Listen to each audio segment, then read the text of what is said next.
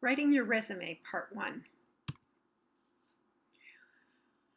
First thing to go on your resume should be your name, and as much as possible you want to keep your name consistent across platforms. So try to make sure that your name that you use on your resume is the same as the name that you use on your LinkedIn profile, as well as any other names that you are using on platforms that you feel are relevant to your job search.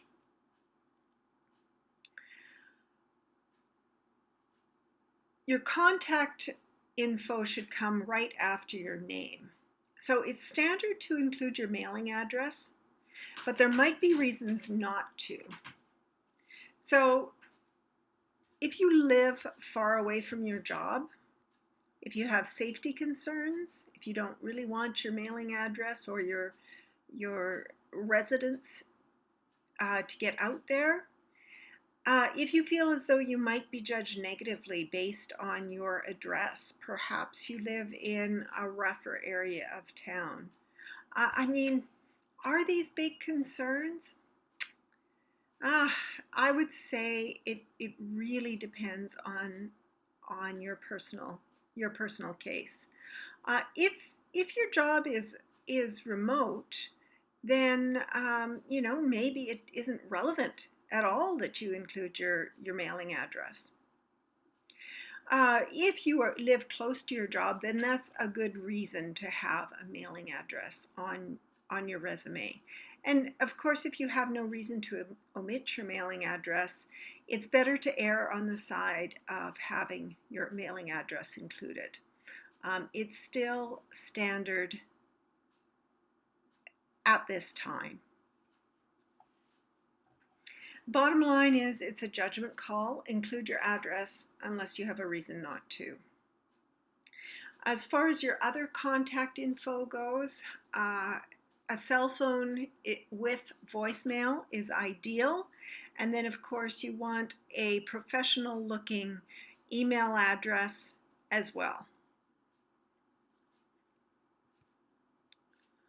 A brand statement is optional. A brand statement will focus on the benefits brought to the job, but don't take up space identifying the specifics of how this is done. A good brand statement will start with an action verb, such as delivering, poised to, dedicated to, bringing, constructing. Here are a couple of examples. Consistently delivering successful strategic marketing, media relations, and special events. This one's from your textbook. I think it's a little bit weird. Maybe that's just because it wouldn't be one that I would use. Ready, willing, and competent. Detail-oriented, problem solver, consistently forges effective working relationships with all publics.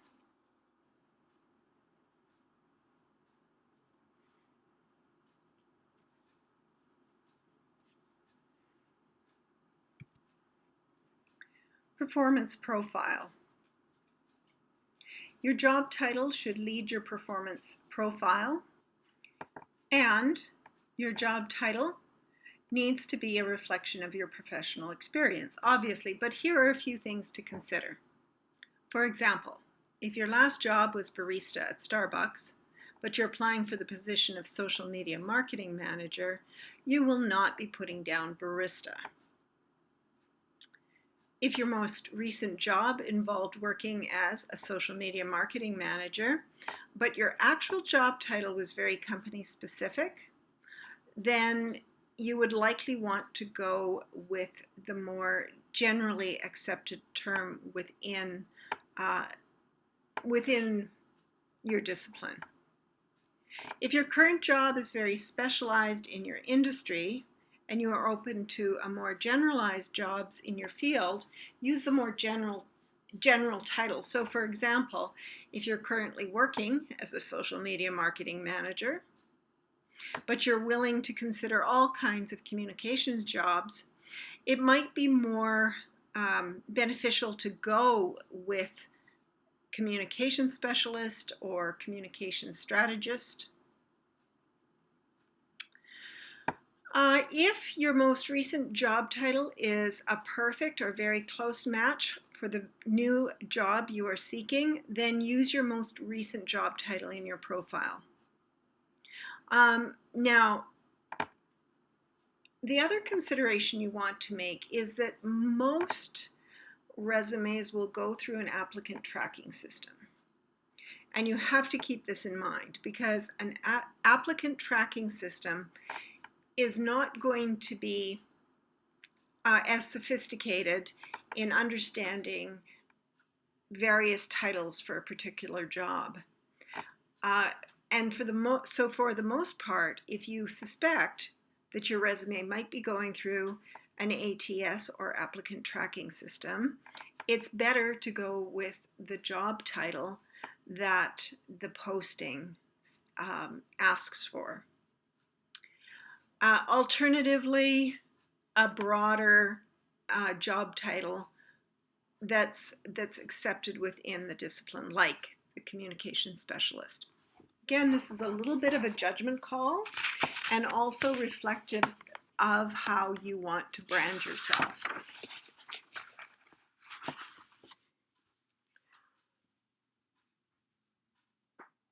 So just a few other things that you want to consider. Don't use a job objective, but be aware that they're out there. So if you're looking at resume examples like the templates that I've given you, and perhaps you're doing some Google searching as well, you might see these. This was an older strategy, but it's pretty outdated, and for the most part, the job postings that you're responding to, I can't imagine those jobs actually looking for job objectives anymore. It's just outdated. So if you're looking at an example that has a job objective, then know what that looks like so that you don't use that as a template.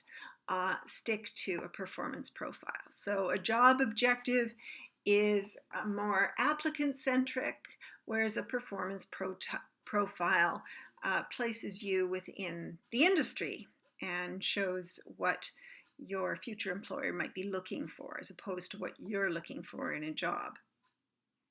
Okay, so your performance profile should be about 2 to 3 sentences long. Highlight your most marketable skills and accomplishments. These skills and accomplishments should demonstrate that you're a good fit for the job. They can set you apart from the competition. They should use strong keywords. So remember how we talked about keywords for LinkedIn profiles? LinkedIn profiles are a fantastic resource here. Where can you get access to so many resumes and see so many examples of how people in your industry are marketing themselves? I don't know of any place else that is, available to the general public. So get in there and look at what other people who are in the positions that you want to have, how are they marketing themselves? What keywords are they using? The other place that you will want to look for keywords is in the job posting itself. Now, it's not a bad idea to go through a number of job postings and get a sense of more generally what future employers are looking for in job candidates. You might make several lists of keywords that you can pull from in the future.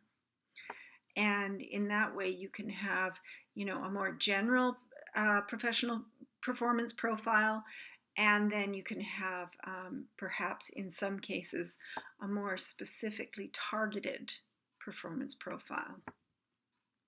So when you're composing a performance profile, ask yourself this: what does the employer need to know about me to know that I'm a perfect candidate?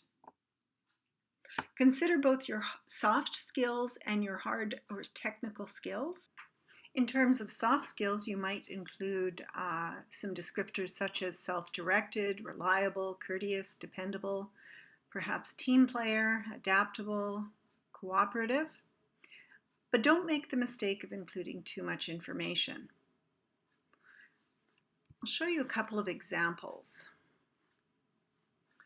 Communications professional with 3 years experience in the nonprofit sector, able to prioritize and manage conflicting demands, exceptional technical skills including proficiency with Adobe Creative Suite, MS Office and Office 365, as well as HTML.